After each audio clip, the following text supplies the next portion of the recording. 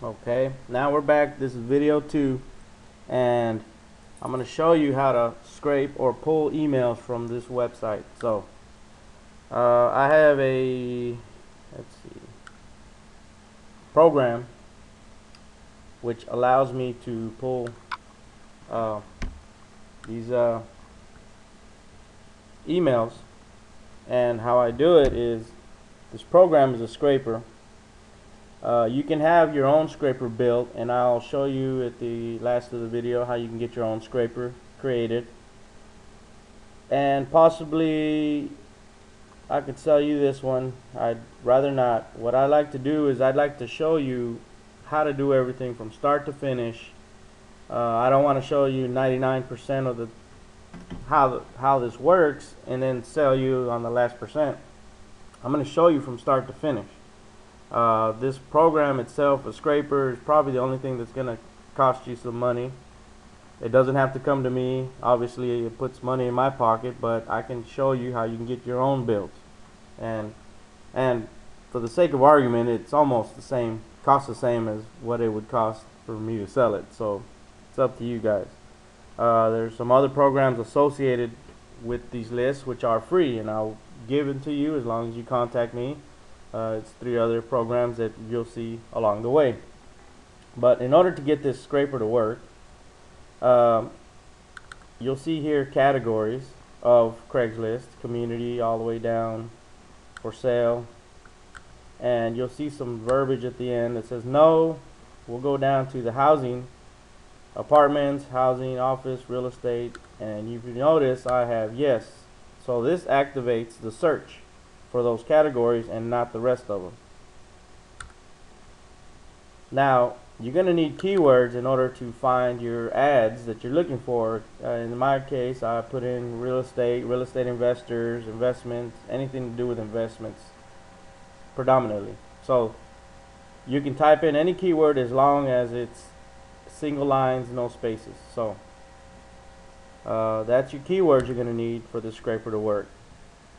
Lastly, the URLs is every URL from Craigslist.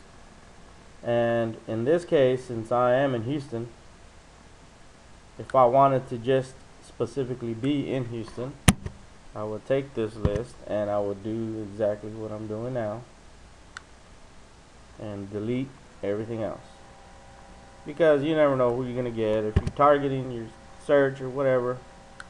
So ultimately I'll end up with just Houston. Okay, and if for the sake of the demonstration I'm not going to save this, but you'll see how I can get these created.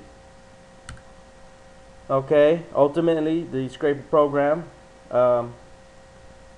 will run, and upon running this program you'll see it'll start to do a search.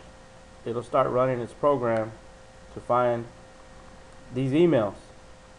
I'm gonna go ahead and stop it for right now, because it could go on for a few hours to scrape up all those listings, those URLs.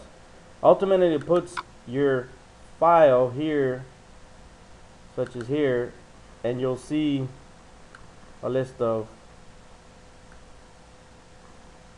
email addresses. Okay, so you can do this in any category for anything.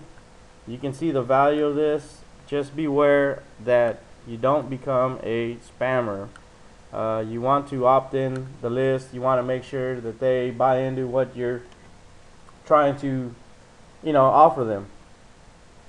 And in doing so, hopefully you can build a pretty solid list. And this works for any category. Obviously we're working with just real estate at this point in time. So keep in mind that in Craigslist sometimes there's multiple posters. These guys, they'll post 2 and 3 deals at a time.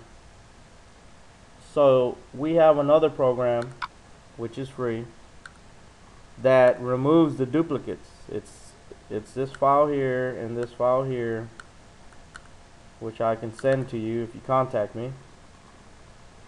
And basically you go in, you open the last file you had,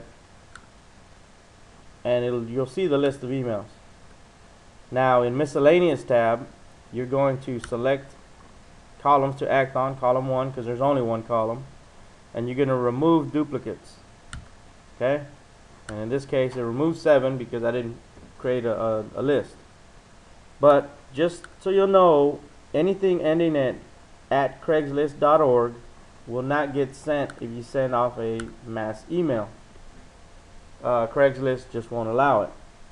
So you want to remove those. Even though there's quite a few of those, you'll still have plenty of emails left to do what you're trying to do with the remaining without the Craigslist.org. So you delete the filtered items and you hit yes, and ultimately you have 0 there, so that's fine. Well, you go ahead and save that. It'll save it where you left it, and you close it out. Now the third program you use removes what we call a retainer suppression list. And in order to not be a spammer, you don't want to keep emailing these people. You email them once. If they opt in, then you continue on a separate list, or you put them on the suppression list. And the suppression list is people you've already emailed. So this program looks at your current email that we just uploaded, and it will look at your mail list. Then you can select the suppression list, which is created through that other program I'll show you in the third video. And that third list, then you put an output file, which will be your final listing. Okay, and you hit save. That's going to be your path.